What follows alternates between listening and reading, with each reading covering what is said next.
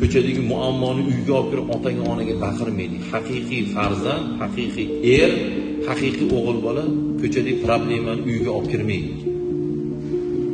O'lganni kunidan bo'lsa ham qo'pol qilayotganda, uyingizga kelib eshigingizni ushladingizmi?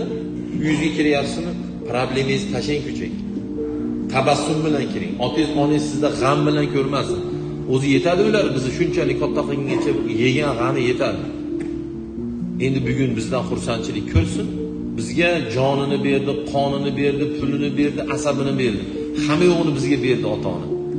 Bugun biz shuni bera olyapmizmi? Asabimizni, qonimizni, jonimizni, pulimizni bugun ota-onaga bera olyapmizmi?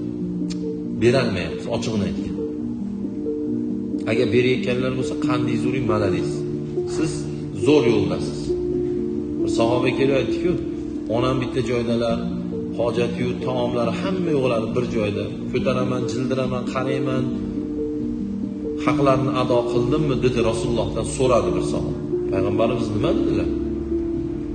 Onangni bitta kechada turib uyqudan qolib seni ko'tarib yig'laganmiz-a, mana farzandi borlar, jiyani borlar ko'ringda.